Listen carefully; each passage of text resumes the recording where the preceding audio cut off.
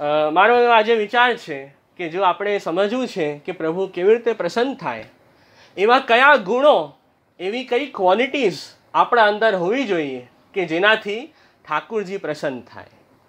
તો એ વિષય જો સમજવો હોય તો શિક્ષાપત્રમાં શ્રી હરિરાયજીએ 32મા શિક્ષાપત્રમાં આનું ખૂબ જ સુંદર રીતે શ્રી હરિરાયજીએ સમજાવ્યું છે. તો એમાંથી અમુક ગુણો, આખો શિક્ષાપત્ર તો નહીં થઈ શકે, પણ અમુક ગુણ જ્યાં મેન ભાર આપવાનો છે એ આપણે આજે સમજશું કે what are the good qualities which we should have.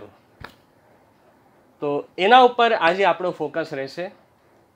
તો સૌથી પહેલો ભક્તનું લક્ષણ કે જેનાથી પ્રભુ પ્રસન્ન થાય એ છે દીનતા. આચાર્ય ચરણૈ ઉક્તમ દૈન્યમ ત્વત્તોષ સાધનમ. શ્રી મહાપ્રભુજી આપ સુબોધનીજીમાં આજ્ઞા કરે છે કે દીનતા, દૈન્યતા એ પ્રભુની પ્રસન્નતાનો સૌથી મુખ્ય ઉપાય છે, સૌથી મુખ્ય સાધન છે. દીનતા એટલે શું? તો આપણે ઇંગ્લિશમાં સમજી શકીએ. દૈન્યતા એટલે હમ્બલનેસ, હ્યુમિનિટી, હમ્બલનેસ, એને દીનતા કહેવાય. કે આપણે નિસ્સાધનતાનો ભાવ રાખીએ કે જુઓ, આપણે તો જે મોટા મોટા શાસ્ત્રોમાં સાધનો બતાવ્યા છે, જ્ઞાન માર્ગના, કર્મ માર્ગના, ભગવત પ્રાપ્તિના, એ બધા મોટા મોટા શાસ્ત્રના સાધન તો આપણે નથી કરી શકતા. અને આપણે તો અંતે પ્રભુના શરણે છીએ. અને એ દીનતાનો ભાવ આપણે રાખીએ છીએ કે જે કંઈ હું કરી શકું છું, ઠાકોરજીની સેવા હોય, સત્સંગ હોય, ભગવત સ્મરણ હોય, એ બધું ઠાકોરજી મારાથી કરાવે છે. હું શું કરી શકવાનો હતો? આ તો પ્રભુની મારા ઉપર કૃપા થઈ એટલે હું બધું કરી શકું છું. એ ભાવ આપણે રાખવો જોઈએ. અને એ જે અભિમાન છે એનો આપણે ત્યાગ કરવો જોઈએ. શ્રી મહાપ્રભુજી વિવેક ધૈર્યાશ્રય ગ્રંથમાં આપ આજ્ઞા કરે છે, અભિમાનશ્ચ સંત્યાજ્ય સ્વામ્ય ધીનત્વ ભાવનાથ. આપણે અભિમાનનો ત્યાગ કરી હું સ્વામીને અધીન છું, હું પ્રભુનો દાસ છું, એ ભાવ આપણે રાખવો જોઈએ. એનાથી જ પ્રભુ પ્રસન્ન થશે. કેમ કે જ્યારે આપણે બ્રહ્મસંબંધ આપણો થયો ત્યારે આપણે ઠાકોરજી આગળ શું નિવેદન કરીએ છીએ કે હે પ્રભુ, હવેથી મારો દેહ, ઇન્દ્રિય, પ્રાણ, અંતઃકરણ, પત્ની, પુત્ર, પરિવાર, ધન, મારા સ્નેહીજનો, આ લોક અને પરલોકની જેટલી પણ વસ્તુ છે એ બધું હવે હું આપને સમર્પિત કરું છું. એટલે બધી વસ્તુઓમાંથી આપણે આપણો પોતાનો જે અભિમાન છે એનો ત્યાગ કરીએ છીએ. એ જ મુખ્ય આપણો બ્રહ્મસંબંધનો ભાવ છે કે આપણી જે અહંતા મમતા છે, હું અને મારું, એ આપણે પ્રભુના ચરણોમાં અર્પિત કરીએ છીએ. આપણો બ્રહ્મસંબંધ નહોતો થયો એની પહેલાં આપણે શું માનતા હતા કે આ દેહ, ઇન્દ્રિય, પ્રાણ, અંતઃકરણ, પત્ની, પુત્ર, પરિવાર, ધન, આ બધું મારા ભોગ માટે છે, આ બધું મારા માટે છે, એવો આપણો ભાવ હતો. પણ જે ક્ષણે આચાર્ય દ્વારા, ગુરુ દ્વારા આપણો બ્રહ્મસંબંધ થયો એના પછી આપણે હવે માનીએ છીએ કે હું તો પ્રભુનો દાસ, હે શ્રી કૃષ્ણ, હું આપનો છું. એ જ આપણે જે પંચાક્ષર મંત્ર છે આપણો એમાં બોલીએ છીએ કે હે કૃષ્ણ, હું તમારો છું, હું આપનો છું, આપનો દાસ છું અને હું આપના અધીન છું. અભિમાનશ્ચ સંત્યાજ્ય સ્વામી અધીનત્વ ભાવના. કે હવે આ દેહ સ્વતંત્ર નથી પણ પ્રભુના અધીન છે. એટલે આ દેહના જે કંટ્રોલર છે એ હવે ભગવાન છે. એવો ઉત્તમ ભાવ આપણે બ્રહ્મસંબંધ પછી રાખીએ છીએ. તો બધું જ જો પ્રભુને આપણે સમર્પિત કરી દીધું છે તો હવે આપણી સ્વતંત્ર અહંતા મમતા રહેતી નથી. તો એ આપણો દાસ ભાવ છે, એ આપણો દીનતાનો ભાવ છે. આપણે અભિમાન આપણું છોડી દઈએ છીએ કે હું બહુ જાણું છું, હું બહુ સમજું છું અને હું બહુ મોટો વૈષ્ણવ છું, હું જેટલી સેવા સ્મરણ કરું છું એવી બીજા નથી કરી શકતા. અને આ બધા અભિમાન અહંકારના ભાવ છે એ આપણે છોડીએ છીએ. અને જુઓ, આખું કુટુંબ છે એનું પાલન પોષણ હું કરું છું, એ પણ અભિમાન, ખોટો અભિમાન છે, એ આપણે ન રાખવો જોઈએ. અંતે આપણે જે કંઈક કાર્ય કરી શકીએ છીએ કે જે કંઈ સામર્થ્ય ઠાકુરજીએ જ આપણને આપી છે, એ વાત સ્વયં ભગવદ્ ગીતામાં પ્રભુ આજ્ઞા કરે છે કે જે પણ બલ, તેજ, સામર્થ્ય આપણને દેખાય છે એ ભગવાન કહે છે કે એ બધું તો હું છું. ભગવદ્ ગીતાના 10મા અધ્યાયમાં જે વિભૂતિ યોગ છે એમાં પ્રભુએ એ વાત સમજાવી છે કે અંતે માણસ પાસે જે પણ શક્તિ છે એ પણ પ્રભુની આપેલી છે, તો જીવ શેનો અભિમાન રાખે? તો એ મુખ્ય વાત આપણે સમજવી જોઈએ. આ બધી વાત સમજવાથી દીનતાનો ભાવ આવશે કે હું પ્રભુનો સેવક, તો પ્રભુની આજ્ઞાથી હું બધા કાર્ય કરું છું. આપણે ક્યારે પણ ઘરની બહાર જઈએ તો પ્રભુને દંડવત કરીને ઘરની બહાર જઈએ. એ શું ભાવથી કે પ્રભુ, હું આપનો સેવક છું, એટલે આપની આજ્ઞા છે એટલે હું હવે બીજા બધા કામ કરવા જાઉં છું. તો એ મુખ્ય આપણો દીનતાનો ભાવ છે પુષ્ટિ માર્ગમાં, કે આપણે સ્વતંત્ર છીએ જ નહીં, પ્રભુના દાસ છીએ. અને ઠાકુરજી આ સોસાયટીમાં, જે પણ આ સમાજમાં ઠાકુરજીએ મને રોલ આપ્યો છે એ હું કરું છું. કેમ કે આ આખી દુનિયા ભગવાને બનાવી છે, આખી ભગવાનની દુનિયા છે, અને એમાં ઠાકુરજીએ આપણને નાનો રોલ આપ્યો છે. તો એ રોલ આપણે પ્લે કરીએ છીએ આ સોસાયટીમાં, જેનાથી બધા આનંદથી અને રહી શકે. કેમ કે આ સમાજમાં, સોસાયટીમાં બધાએ પોતપોતાનો રોલ નિભાવશે તો આ સોસાયટી બહુ સારી રીતે ચાલશે. એ આપણે ભાવ રાખીએ છીએ કે આ દુનિયા તો પ્રભુએ પોતાના રમત માટે બનાવી, અને એ દુનિયામાં હું એક નાનો પાર્ટ છું અને પ્રભુ આજ્ઞાથી બધા કાર્ય કરું છું. જો આવો ભાવ આપણે રાખશું તો ક્યારે પણ અભિમાન, અહંકાર કે પ્રાઇડ, ઈગો આપણા અંદર આવશે જ નહીં. તો એ મુખ્ય સમજવાની વાત છે. તો આવો ભાવ આપણા અંદર હશે તો ઠાકુરજી ચોક્કસ પ્રસન્ન થશે, એમાં જરા પણ બેમત નથી. આપણા વાર્તા સાહિત્ય જે આપણે જોઈએ 84 વૈષ્ણવની વાર્તામાં, એમાં બહુ સરસ વાર્તા આવે તુલસાની. તુલસા કોણ હતા? તો પદ્મનાભદાસજી, જે શ્રી મહાપ્રભુજીના સેવક, એમના પુત્રી તુલસા. તુલસા પણ શ્રી મહાપ્રભુજીના બહુ ભાવિક વૈષ્ણવ અને બહુ પ્રેમથી પ્રભુની સેવા કરતા. એક સમયે શ્રી ગુસાઈજી આપ તુલસાના ઘરે પધાર્યા, અને તુલસાએ ખૂબ પ્રેમથી શ્રી ગુસાઈજીની સેવા કરી. અને અચાનક શ્રી ગુસાઈજી એમને એક પ્રશ્ન પૂછ્યો કે અરે તુલસા, ઠાકુરજી તમને સાનુભાવતા જતાવે છે? પ્રભુ તમારી સાથે વાત કરે છે? એમ શ્રી ગુસાઈજીએ પ્રશ્ન કર્યો. ત્યારે તુલસાએ બહુ સરસ ઉત્તર આપ્યો, બહુ સરસ જવાબ આપ્યો. એમણે કીધું કે મહારાજ, અમે જીવ કેવા છીએ? તો કહ્યું, પેટ ભરી કે ખૈયત હૈ और नींद भरी के सोयत है, परिश्री आचार्य जी के ग्रंथन को पाठ नित्य करियत. તુલસા કહી રહ્યા છે કે અમે કેવા છીએ? અમે તો પશુ જેવા છીએ. પશુ એટલે એનિમલ કેવો હોય કે એને બે જ વસ્તુ આવડે, ખાવાનું અને સૂવાનું. ઈટ એન્ડ સ્લીપ, બસ આ બે જ કામ જે પશુ છે એ કરે. એનાથી વધારે કાર્ય કરી જ ન શકે. બીજું કોઈ કામ કરાવવું હોય તો આપણે જબરદસ્તી એ પશુને મારીએ કે ફોર્સ કરીએ ત્યારે એ કામ કરે. એટલે તુલસા પણ કહી રહ્યા છે કે અમે પણ આજ અમારી પણ સંસારમાં એવી સ્થિતિ છે કે આ શરીરના સુખમાં જ અમે ફસાયેલા છીએ, કે આ દેહને કેવી રીતે સારો રાખવો એમાં જ અમારું આખું જીવન જઈ રહ્યું છે. તો પેટ ભરીને ખાઈએ છીએ અને આરામથી સૂઈ જઈએ છીએ, બીજા કામ તો અમે જાણતા જ નથી. પણ શ્રી આચાર્યજી કે ગ્રંથન કો પાઠ નિત્ય કરીએ. પણ શ્રી મહાપ્રભુજીના જે ગ્રંથો છે, ષોડશ ગ્રંથ ઇત્યાદિ જે પણ આપણા ગ્રંથો છે, એ શ્રી મહાપ્રભુજીની વાણીનું અમે પાઠ રોજ કરીએ છીએ. એટલે જે શ્રી વલ્લભની સ્વરૂપાત્મક વાણી છે એનાથી અમે જોડાયેલા છીએ. એટલે ઠાકુરજી અમારા ઉપર કૃપા કરે છે.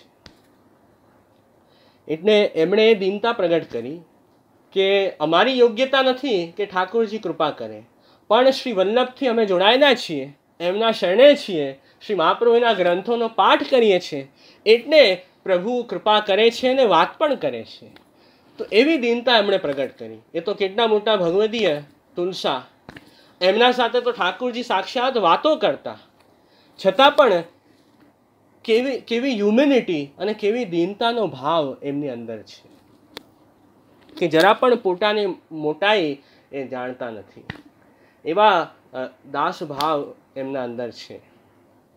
તો આ તુલસાની વાર્તા આપણે જોઈ, કેમ કે આ જે ભગવદીઓની વાર્તા છે એ આપણને શીખવાડે છે કે આપણે કઈ રીતે પુષ્ટિમાર્ગ ઉપર ચાલવું અને આપણે કેવો ભાવ રાખવો. એવી જ એક સુંદર વાર્તા આવે શેઠ પુરુષોત્તમ દાસની. શેઠ પુરુષોત્તમ દાસ જે કાશી બનારસના બહુ મોટા શેઠ હતા અને ખૂબ દ્રવ્ય સંપન્ન હતા. એ એક દિવસ એમની ગૌશાળામાં ગાયોની સેવા કરી રહ્યા હતા અને જે પડદની હોય, નાનું કપડું હોય એ એમણે પહેર્યું હતું અને ગાયોની સેવા કરી રહ્યા છે. એમના જે હાથ છે એ ગોબરથી ભરાયેલા છે અને ગૌશાળા પોતે સાફ કરે છે. ગાયોનું દૂધ કાઢી રહ્યા છે, ગાયોને કોઈ શ્રમ ન પડે એ ભાવ રાખી રહ્યા છે. અને એ જ સમયે સમાચાર આવ્યા કે જે કાશીના રાજા છે એ શેઠજીને મળવા માટે આવી રહ્યા છે. એટલે બધાએ સમાચાર જાણીને તરત શેઠજીને કીધું કે અરે શેઠજી, કાશીના રાજા તમને મળવા માટે આવે છે, એટલે હવે તમે સરસ તૈયાર થઈ અને સારા કપડાં પહેરી તમે તો ગાદી ઉપર બેસી જાઓ અને રાજાનો સ્વાગત કરો.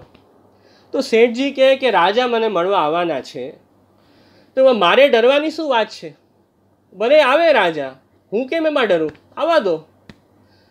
તો એમને તો જરા પણ સંકોચ નથી કે એવો શરમ નથી કે રાજાને હું આવી રીતે કેવી રીતે મળું. તો એ તો ગાયોની સેવામાં મસ્ત છે. અને અચાનક થોડી વારમાં પેલા કાશીના રાજા આવ્યા અને રાજા આવ્યા એટલે શેઠજી ગોબરથી ભરાયેલા હાથ, નાનકડી પરદની પહેરેલી છે અને રાજા સામે આવ્યા. રાજાને જોઈને બહુ આશ્ચર્ય થયું કે જુઓ, આ શેઠજી આટલા મોટા શેઠ છે, આટલા મોટા માણસ છે, તો પણ આમને જરા પણ અભિમાન નથી, જરા પણ મનમાં એવો ભાવ નથી કે હું આવી રીતે રાજા સામે કેવી રીતે જાઉં. તો રાજાએ કીધું કે જુઓ શેઠજી, આ સંસારમાં માન, મોટાઈ, બડાઈ તો તમારી જ છૂટી છે અને તમે તો કેટલા પ્રેમથી, દીનતાથી ગાયોની અને પ્રભુની સેવા કરો છો. આટલા મોટા શેઠ છો તો પણ પોતે પ્રભુની સેવા અને ગાયોની સેવા કરો છો, તો તમે તો બહુ મોટા ભક્ત છો, એમ રાજાએ કીધું. તો શેઠજી કહે કે એમાં શું થયું, અમે તો ગૃહસ્થ છીએ અને ઘરનું કામ અમે કરીએ, એમાં શું મોટી વાત. એટલે એમ શેઠજીએ પોતાની દીનતા પ્રગટ કરી કે ઠાકોરજીની સેવા, વૈષ્ણવોની સેવા, ગુરુની સેવા, ગાયોની સેવા એ અમારા ઘરનું મુખ્ય કામ છે અને બીજા બધા જે કામ છે, લૌકિક કાર્યો, સંસારના કાર્યો, એ બધા ગૌણ છે, મુખ્ય છે આ બધા અલૌકિક કાર્યો. એવો શેઠજીનો ભાવ છે કે બીજા બધા પણ લૌકિક કાર્ય આપણે કેમ કરીએ કે આપણે ભગવત સેવા સ્મરણ આનંદથી કરી શકીએ, એમાં કોઈ વિઘ્ન ન આવે, એટલે આપણે બીજા લૌકિક કાર્યો પણ કરીએ છીએ. તો અંતે બધા લૌકિક કાર્ય પણ ભગવત સેવા સ્મરણના અંગ બની જાય છે, એના એક પાર્ટ છે. એવો ભાવ આપણો પુષ્ટિમાર્ગનો છે. તો આવી દીનતા, આવી હમ્બલનેસ જો આપણા અંદર હશે તો પ્રભુ જરૂર આપણા ઉપર પ્રસન્ન થશે. એ એક બહુ મોટો ભક્તનો લક્ષણ છે જે આપણે હમણાં જોયું. બીજું હજી એક સુંદર લક્ષણ છે આગળ, જે શ્રી હરિરાયજી આપ સમજાવી રહ્યા છે કે દર્શન આકુલે. એટલે ભક્ત એવો હોય કે જેને મનમાં સતત એ વ્યાકુલતા છે કે હું ઠાકોરજીના દર્શન ક્યારે કરીશ. એવો જે ભક્તના અંદર તાપ ભાવ છે એના ઉપર જરૂર પ્રભુ કૃપા કરે. અને જેનું મન સદા ઠાકુરજીમાં લાગેલું છે અને વારંવાર મનમાં એ જ ભાવ છે કે ક્યારે ઠાકુરજીના મને દર્શન મળશે, ક્યારે હું ઠાકુરજીની સામે જઈશ, એવો ભાવ જો આપણા અંદર આવશે તો ઠાકુરજી પ્રસન્ન થશે. અને ભગવાનના દર્શનમાં સતત ચિત્ત લાગેલું રહે. કેમ કે આપણા જે ગોપીજનો છે એ વેણુ ગીતમાં ખૂબ સુંદર વર્ણન કરે કે પ્રભુના દર્શનનું કેટલું મહાત્મ્ય છે. તો ત્યાં કહી રહ્યા છે અક્ષણવતામ ફલમિદમ ન પરમ વિદામાં, કે જેમણે ઠાકુરજી આંખ આપી છે એમનું તો એ જ ફલ છે કે આ આંખોથી પ્રભુના આનંદાત્મક અને સુંદર સ્વરૂપને નિહારે, એ આંખોથી પ્રભુના દર્શન કરે, એ જ નેત્રનું ફલ છે. ન પરમ વિદામાં, એ ફલ સામે જો પ્રભુ આપણને મોક્ષ પણ આપે કે આ જન્મ મરણના દુઃખમાંથી આપણે છૂટી જઈએ અને સંસારની બધી વસ્તુ મળી જાય, તો પણ ભક્તને સંતોષ નથી થતો. ભક્ત તો એ જ ચાહે છે કે હું મારી દરેક ઇન્દ્રિયથી, બધી સેન્સીસથી, આંખથી પ્રભુના દર્શન કરું, વાણીથી પ્રભુના ગુણગાન ગાવું, કાનથી પ્રભુની કથા સાંભળું, હાથથી, પગથી, દરેકને દરેક ઇન્દ્રિયથી હું ઠાકોરજીની સેવા કરું. એ જ એક પુષ્ટિ ભક્તની ઈચ્છા છે કે મારી દરેક ઇન્દ્રિય પ્રભુ સન્મુખ બને, પ્રભુથી જોડાય. એ મુખ્ય આવશ્યકતા છે. તો અક્ષણવતામ ફલવિદમ, તો આ જ આપણું પરમ ફલ છે કે આપણી ઇન્દ્રિય ઠાકોરજીમાં લાગે. કેમ કે આપણે સંસારમાં રહીએ છીએ તો આપણી દરેક ઇન્દ્રિય સંસારમાં લાગેલી છે, આ સંસાર લૌકિક કાર્યોમાં. તો આપણે એ લૌકિક કાર્યથી ઇન્દ્રિયને પ્રભુમાં લગાડવાની છે. એ લૌકિક કાર્યોમાંથી હટાવીને કેવી રીતે ઇન્દ્રિય, આપણી સેન્સીસ પ્રભુ સન્મુખ બને, પ્રભુથી જોડાય, એ આપણે વિચાર કરવો જોઈએ.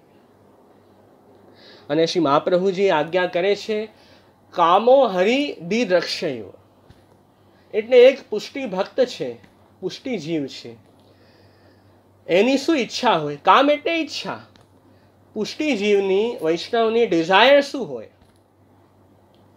કે એ પ્રભુના દર્શન કરે અને દરેક ઇન્દ્રિયથી પ્રભુનો જે અલૌકિક સ્વરૂપ છે, આનંદાત્મક સ્વરૂપ છે, એનો આપણે અનુભવ કરીએ. પ્રભુનો જે સ્વરૂપાનંદ છે, જે ભજનાનંદ છે, સેવામાં પ્રગટ થતો જે આનંદ, પ્રભુના સ્વરૂપમાં રહેલો જે અલૌકિક આનંદ, એનું આસ્વાદ, એનું અનુભવ આપણે ઇન્દ્રિયો દ્વારા કરીએ. એ એક પુષ્ટિ માર્ગીય વૈષ્ણવની ઈચ્છા છે. શ્રી મહાપ્રભુજી નિરોધ લક્ષણ ગ્રંથમાં આજ્ઞા કરે છે સંસાર આવેશ દુષ્ટાનામ ઇન્દ્રિયાણામ હિતાય વૈ કૃષ્ણસ્ય સર્વ વસ્તુની ભૂમ્ન ઈશ્યસ્ય યોજયેત. કે આપણી ઇન્દ્રિય દુષ્ટ બની છે. કેમ કે સંસારના આવેશના કારણે. આ સંસારમાં જ આપણે એટલા અટવાઈ ગયા કે પ્રભુને જ ભૂલી ગયા, એટલે આપણા અંદર દુષ્ટતા આવે છે. તો એ ઇન્દ્રિયોના હિત માટે આપણે શું કરવું જોઈએ? કૃષ્ણસ્ય સર્વ વસ્તુની ભૂમ્ન ઈશ્યસ્ય યોજયેત. એ ભગવાન કૃષ્ણને આપણે આપણું સર્વસ્વ સમર્પણ કરવું જોઈએ. એનાથી આપણી ઇન્દ્રિય છે એ કૃતાર્થ અને સાર્થક બનશે. અને આપણું જે મનુષ્ય જીવન છે એને એવો અવસર મળશે એ મનુષ્ય જીવનમાં કે આપણે પ્રભુ સુધી પહોંચી શકીએ. તો એ ભાવ છે. તો પ્રભુના દર્શન કરવા એનું પણ આપણા પુષ્ટિ માર્ગમાં બહુ મહાત્મ્ય છે. એ વાત પણ આપણે આપણી વાર્તા 252 વાર્તાથી સમજી શકીએ કે એક વૈષ્ણવ, શ્રી ગુસાઈજીના કૃપાપાત્ર વૈષ્ણવ, એમનું નામ ચૂડા. એક ચૂડા જે ગોવર્ધન જતિપુરામાં રહેતા, એમની વાર્તા બહુ સુંદર આવે છે કે શ્રી ગુસાઈજીના સેવક થયા, શ્રી ગુસાઈજીએ એમને શરણે લીધા, ત્યારથી જ શ્રીનાથજી બાવા એમના ઉપર ખૂબ કૃપા કરતા. અને એવી કૃપા કરતા શ્રીજી બાવા કે સાક્ષાત એમના સાથે વાતો કરતા. જે પણ વનમાં ઠાકુરજીએ ગોચારણ લીલા કરી હોય, સખાઓ સાથે જે પણ લીલા થઈ હોય, એ બધી ઠાકોરજીએ ચૂડાને કહેતા અને બધી પોતાની વાત શેર કરતા, એવા તે ભગવદીય છે. અને એક સમયે ચૂડા શ્રી ગુસાઈજી સન્મુખ આવ્યા અને શ્રી ગુસાઈજીથી વિનંતી કરી કે મહારાજ, આપની તો મારા ઉપર ખૂબ કૃપા છે અને આપની કૃપાથી મેં એવો નિયમ લીધો છે કે જે દિવસે શ્રીનાથજી બાવાના દર્શન ન કરું એ દિવસ હું અન્ન જલનો પણ ત્યાગ કરી દઉં છું. એટલે શ્રીજી બાવાના દર્શન થાય તો જ મને આનંદ થાય, અને આપના દર્શન ન મળે તો હું ખાવા પીવાનું પણ છોડી દઉં છું. એવા એ ભગવદીય છે. એવું નિયમ એમણે લીધું છે કે પ્રભુ સિવાય બીજામાં એમનું મન જતું જ નથી. એવા તે ભગવદીય છે. હવે એકવાર શું થયું કે કોઈ કામકાજમાં અટવાઈ ગયા અને એના કારણે મોડું થયું. એ રોજ એમનું નિયમ કે રોજ રાજભોગ દર્શન કરવા એ શ્રીનાથજીના મંદિરમાં જતીપુરોમાં આવતા. એક દિવસે કંઈક મોડા પડ્યા તો અહીંયા શું થયું, શ્રીનાથજીના મંદિરમાં અનોસર થઈ ગયા. એટલે તાળા મંગળ થઈ ગયા, રાજભોગ આરતી પણ થઈ ગઈ. અને પછી એ વૈષ્ણવ આવ્યા દર્શન કરવા અને આવીને જોયું કે અરે અહીંયા તો કોઈ નથી, બધા વૈષ્ણવો જતા રહ્યા, શ્રીનાથજીના દર્શન પણ બંધ થઈ ગયા. હવે હું શું કરું? એટલે એ જોઈ, એ સાંભળી પેલા વૈષ્ણવને ચૂડાને બહુ તાપ થયો કે હવે હું કેવી રીતે જીવીશ? શ્રીજીના દર્શન માટે હું એક ક્ષણ પણ કેવી રીતે જીવી શકું? એવા તાપમાં બહુ દુઃખી થયા અને શ્રીનાથજીના મંદિરની જે બેક સાઈડ છે, જે પછવાડો છે, ત્યાં આવીને બેસી ગયા અને જોર જોરથી રડવા લાગ્યા, રુદન કરવા લાગ્યા. અને એ જ મનમાં વિચાર કરે કે હવે શ્રીજી બાવા મને દર્શન ક્યારે આપશે? આજનો દિવસ તો મારો વેસ્ટ ગયો કેમ કે મેં શ્રીનાથજીના દર્શન ન કર્યા. એવો ભાવ પેલા વૈષ્ણવના અંદર છે. તો એમનો તાપ ભાવ જોઈ, એમની આરતી જોઈ શ્રીનાથજીથી પણ રહેવાયું નહીં. શ્રીજી પણ એમનો દુઃખ સહન ન કરી શક્યા.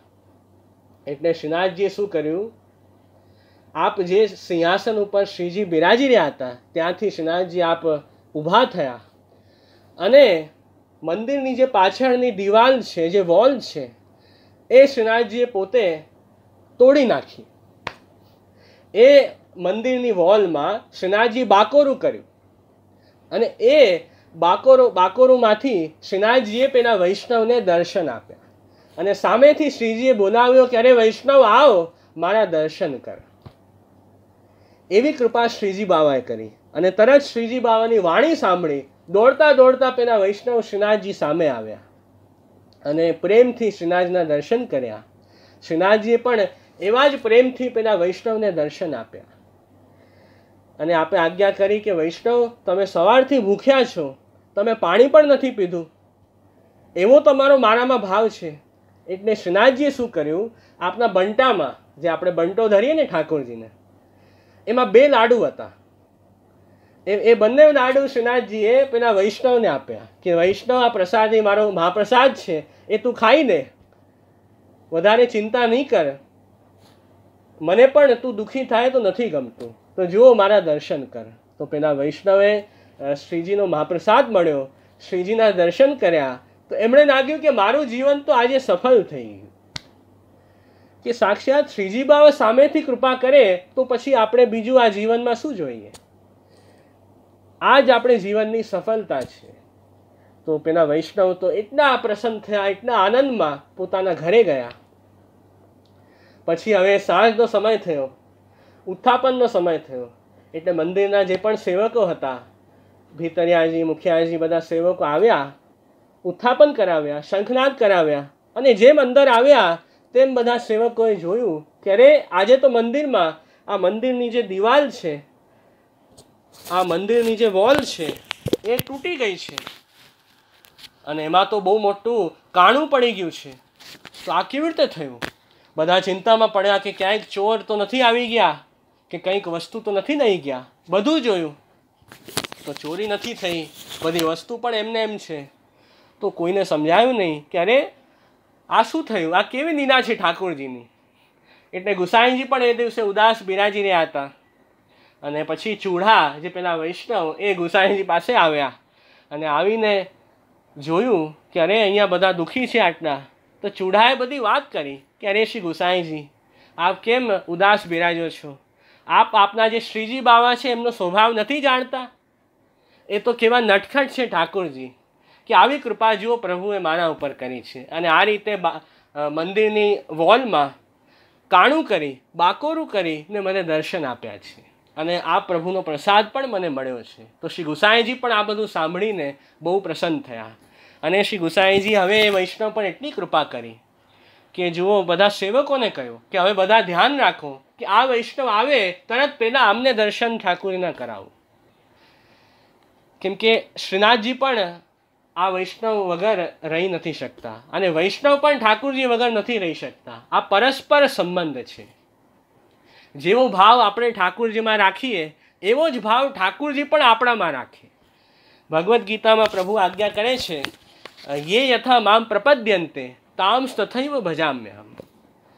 જે ભાવથી ભક્ત ભગવાનને ભજે છે એ જ ભાવથી ભગવાન પણ ભક્તને ભજે છે. એવો જ ભાવ પ્રભુ ભક્તમાં રાખે છે. તો એવી કૃપા આપણે આ વાર્તામાં જોઈ. તો બહુ સુંદર વાર્તા છે. એવી તો ઘણી બધી વાર્તાઓ છે આપણા વાર્તા સાહિત્યમાં. કુંભનદાસજીની વાર્તા જોઈએ કે કુંભનદાસજી એમને એક સમયના શ્રીનાથજીના દર્શન ન થયા. હવે 8 સમય શ્રીનાથજીની કીર્તનની સેવા કરતા. એટલા વર્ષોમાં એવું ક્યારે થયું ન હોય કે એમણે એક પણ ઝાંકી શ્રીનાથજીને મિસ કરી હોય. 8 સમયની ઝાંખી કરતા. એક સમયે ઉત્થાપન સમયના દર્શન એમણે ન કર્યા. તો એનાથી એમને મનમાં વિરહ થયો, મનમાં તાપભાવ થયો અને એ વિરહમાં એમણે પદ ગાયું કે તે દિન વહેજુ ગયે બિન દેખે. એક સમયની શ્રીજીની ઝાંખી ન કરી, દર્શન ન કર્યા તો એમને મનમાં એવું લાગે છે કે જાણે કેટલા દિવસોથી હું પ્રભુથી દૂર છું, જાણે કેટલા સમયથી મેં પ્રભુના દર્શન નથી કર્યા. એવો વિરહ, એવો તાપભાવ કુંભનદાસજીને થઈ રહ્યો છે. તો એવી દર્શન માટે આકુળતા, એવા દર્શન માટે વ્યાકુળ આ બધા વૈષ્ણવો થઈ રહ્યા છે. તો જો આવો ભાવ આપણા અંદર આવે, આવી આરતી આપણા અંદર પ્રભુના દર્શન માટે આવે તો ઠાકુરજી આપણા ઉપર પ્રસન્ન થાય. તો આ વાત પણ આપણે સમજવાની છે. તો આ બધી વાત આપણે જોઈ. કેમ કે વૈષ્ણવોની જે વાર્તા છે એનાથી જ આપણને એક્ઝેક્ટ ખબર પડે કે આપણે કેવો ભાવ રાખવો ઠાકુરજીમાં. એટલે હું એવો આગ્રહ રાખું કે કોઈ પણ વાત એ વાર્તા સાથે સમજીએ તો એમાં આનંદ જુદો આવે. તો એ વાત છે. અને હજી એક લક્ષણ આગળ શહેરાઈજી આપ સમજાવી રહ્યા છે કે જે પુષ્ટિમાર્ગીય વૈષ્ણવ છે, ભગવદીય છે, એ કેવો છે તો મનોરથ શતાક્રાંતિ. એ સતત ઠાકુરજી માટે નવા નવા મનોરથ કરતો રહે એવો પુષ્ટિમાર્ગીય વૈષ્ણવ છે. જેમ વ્રજભક્તો છે, વ્રજમાં રહેલા જે ભક્તો છે એ ઠાકુરજીના સુખ માટે ઠાકુરજીને નવા નવા વાઘા, વસ્ત્રો, આભૂષણો, સામગ્રી પ્રેમથી તન મન ધનથી પ્રભુને અંગીકાર કરાવે. તો નિત્ય નવા નવા પ્રભુ માટે મનોરથ કરે, પ્રભુના સુખ માટે કે મારા જે સ્વામી છે, મારા જે પ્રભુ છે એ કઈ રીતે આનંદથી બિરાજે, એમને કેવી રીતે સુખ થાય, એ ભાવથી ભક્તો પ્રભુ માટે મનોરથ કરે છે. તો સ્વામ્ય સંતોષજનિકા સેવા, જે ઉપચારોથી પ્રભુને સુખ થાય એને જ આપણે સેવા કહીએ છીએ. તો જેમ રજભક્ત પ્રભુની સેવામાં સતત લાગેલા છે અને પોતાનું સર્વસ્વ એમણે પ્રભુની સેવામાં ન્યોછાવર કર્યું છે, પોતાનું શરીર, પોતાનું ધન, પોતાનું મન બધું ઠાકુરજીમાં લગાડ્યું છે, એવા બધા વ્રજભક્તો છે જેમને ઠાકુરજીમાં સર્વાત્મ ભાવ છે. કે સર્વાત્મ ભાવ એટલે શું? કે પોતાના કરતાં પણ વધારે ઠાકુરજીમાં પ્રેમ કરવો, એને સર્વાત્મ ભાવ કહેવાય. કે સર્વમાં આપણી દેહ, ઇન્દ્રિય, પ્રાણ, અંતઃકરણ સર્વમાં ભગવત ભાવ, કે જે કંઈ પ્રભુએ મને આપ્યું છે એ બધું પ્રભુ સેવા માટે છે. એ ઉત્તમ ભાવ, એને સર્વાત્મ ભાવ કહી રહ્યા છે. અને પોતાના કરતાં પણ વધારે ઠાકોરજીમાં પ્રેમ કરવો અને નિષ્કામ પ્રેમ ઠાકોરજીમાં કરવો, કે કોઈ પણ શરત વગર શુદ્ધ પ્રેમ ઠાકોરજીમાં. કોઈ સંસારની વસ્તુ મને મળે કે આ વસ્તુ મને મળે તો હું ઠાકોરજીને સેવા કરું, એ શુદ્ધ ભાવ ન કહેવાય. એ તો સકામ ભાવ કહેવાય કે કોઈના કોઈ કન્ડિશનથી તમે ભગવાનની સેવા કરો, કે આ બધી મારી ઈચ્છાઓ પૂરી થાય તો હું ઠાકોરજીની સેવા કરું, તો ઠાકોરજીના દર્શન કરું. તો આવો ભાવ આપણે પુષ્ટિ માર્ગમાં નથી રાખતા. આપણે તો પુષ્ટિ માર્ગમાં શુદ્ધ ભાવ રાખીએ કે આજે મેં દર્શન કર્યા ઠાકોરજીના, આજે પ્રભુની સેવા કરી, એ જ મારા માટે પરમ ફલ છે. ઠાકોરજી મને એમના દર્શન આપ્યા, એમની સેવા આપી, એ મારા માટે રિવોર્ડ છે. એવો ભાવ આપણે પુષ્ટિ માર્ગમાં રાખીએ છીએ કે સ્વયં ફલરૂપ છે, એનાથી પછી બીજું આપણે કંઈ ઈચ્છતા નથી, એ ભાવ છે. તો એ અનકન્ડિશનલ લવ આપણો ઠાકોરજીમાં છે, નિષ્કામ પ્રેમ આપણે પ્રભુને કરીએ છીએ. તો એવો સર્વાત્મ ભાવ આપણે વ્રજભક્તોનો ઠાકોરજીમાં છે કે એમને આ જગતમાં બધે જ પ્રભુના દર્શન થતા.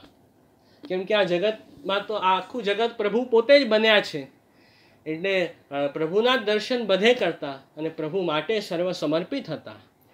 એ જે વ્રજભક્તોનો ભાવ છે, એ જ ભાવથી આપણે ઠાકોરજીની સેવા કરીએ. શ્રી મહાપ્રભુજી આજ્ઞા કરે, સર્વદા સર્વભાવેન ભજનીયો વ્રજાધિપ. હંમેશા સર્વભાવથી આપણે ઠાકોરજીની સેવા કરીએ. તો એ સર્વભાવ એટલે એ જ સર્વસ્વ સમર્પણનો ભાવ, સર્વાત્મ ભાવ, એને જ સર્વભાવ આપ શ્રી મહાપ્રભુજી કહી રહ્યા છે.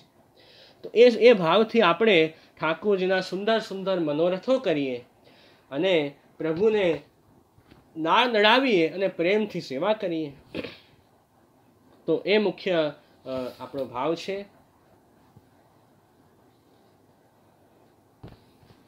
અને એ ભાવ પણ આપણે ભક્તોની વાર્તાથી સમજી શકીએ કે આપણો જે પુષ્ટિ માર્ગ છે એ નિશ્ચિંતાનો માર્ગ નથી કે આપણે શાંતિથી બેસી જઈએ કે જો અમે સેવા કરી લીધી, હવે કાંઈ કરવાનું નથી, એમ શાંતિથી બેસી જઈએ તો એ નિશ્ચિંતા આ પુષ્ટિ માર્ગમાં આપણે નથી રાખવાની. આપણે તો સતત એ મનમાં ભાવ રાખવાનો છે કે કેવી રીતે આપણે નવા નવા મનોરથ ઠાકોરજી માટે કરી શકીએ.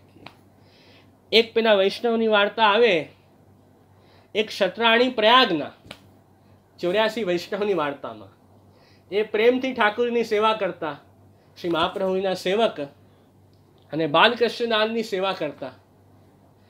તો એક દિવસ એમણે શું કર્યું, ઠાકોરજી માટે ઘણા બધા દિવસોની સામગ્રી એક સાથે બનાવી લીધી. જેમ આપણે જોઈએ 12-15 દિવસની ઠાકોરજીની જે સામગ્રી હોય, જે આપણે બાલભોગની સામગ્રી કહીએ, બંટાની સામગ્રી, એ લાડુ લગભગ 15-20 દિવસના સાથે બનાવી લીધા. અને પછી શું કર્યું ને, આનંદથી શાંતિથી બેસી ગયા કે જુઓ હવે તો 15 દિવસની મારી સેવા થઈ ગઈ, હવે વધારે કંઈ મારે કરવાનું નથી. એમ ઠાકોરજીની સેવાથી બહાર આવ્યા, અનોસર કરાવીને આરામથી બેસી ગયા. તો ઠાકોરજીએ જોયું કે આ પેલા વૈષ્ણવ છે એ શાંતિથી જો બેસી જશે તો એમનું મન મારામાં કેવી રીતે નાખશે. કેમ કે આપણો જે મનનો નિરોધ ઠાકોરજીમાં થવું જોઈએ. નિરોધ એટલે શું? પ્રપંચ વિસ્મૃતિપૂર્વક ભગવદ આસક્તિ. આ સંસારમાંથી આપણું મન હટીને પ્રભુમાં લાગે, પ્રભુમાં આપણી આસક્તિ થાય, એને જ નિરોધ કહેવાય. તો આપણે જો શાંતિથી બેસી જઈએ તો આપણું મન તો સંસારમાં બધે ભટકશે અને પછી ઠાકોરજીમાં નહીં લાગે. તો ઠાકોરજીએ વિચાર્યું કે આ જીવ, આ વૈષ્ણવ એમ શાંતિથી બેસી જાય એમ ન ચાલે. તો પ્રભુએ શું કર્યું, એ બધા જે લાડુ બનાવ્યા હતા પેલા વૈષ્ણવે 12-15 દિવસના એક સાથે, એ ઉપર જે શેલ્ફ હોય ને, ઉપર શેલ્ફમાં એક મટકીમાં બધા રાખ્યા હતા. તો ઠાકોરજી આપ સિંહાસનથી ઊભા થયા અને શેલ્ફમાંથી પેલી મટકી ઉપાડી અને બધા જે લાડુ હતા એ ઠાકોરજી એક સાથે આરોગવા લાગ્યા 15 દિવસના.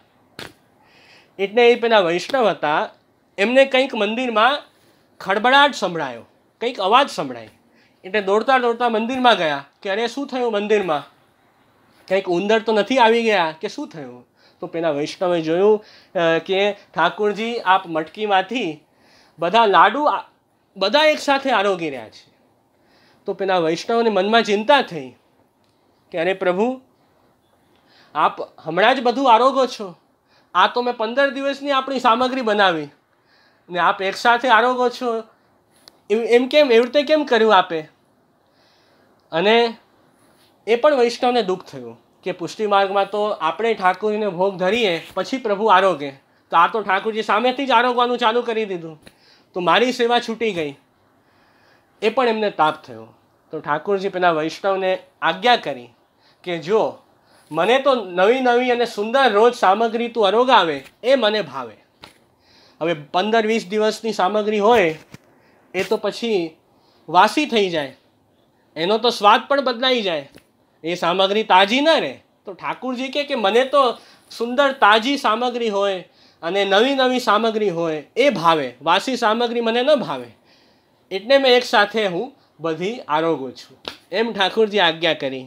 અને આમ કહીને પેલો વૈષ્ણવનો મન ઠાકુરજીએ પોતાના સ્વરૂપમાં લગાડ્યું. તો આ વાર્તાથી પણ આપણને સમજાય છે કે આ પુષ્ટિ માર્ગ છે એ નવા નવા મનોરથ આપણે કરીએ એવો માર્ગ છે. તો નિશ્ચિંતાથી બેસી જવાનો આપણે આ માર્ગમાં સમય નથી.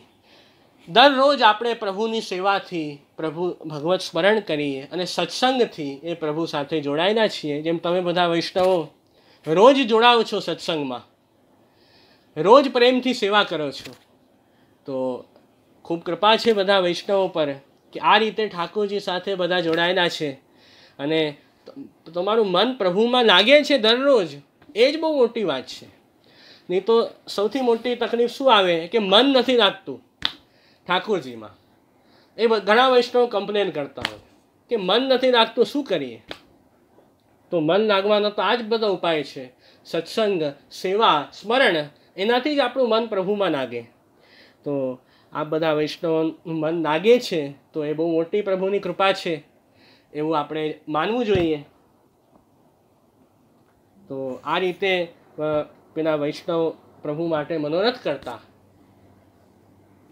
અને હજી એક સુંદર વાર્તા આવે શેઠ પુરુષોત્તમ દાસની, કે પેલા શેઠ પુરુષોત્તમ દાસ, હમણાં જ આપણે એક પ્રસંગ જોયો, એવો જ એક બીજો પ્રસંગ પણ છે કે કાશીમાં રહેતા અને પ્રેમથી પ્રભુની સેવા કરતા શ્રી મહાપ્રભુના સેવક, એમના એક મામા હતા. એ શેઠજીને વારંવાર કે શેઠજી ચાલો ને આપણે ગયાજી, જે બહુ મોટું તીર્થ છે, ત્યાં જઈ આવીએ.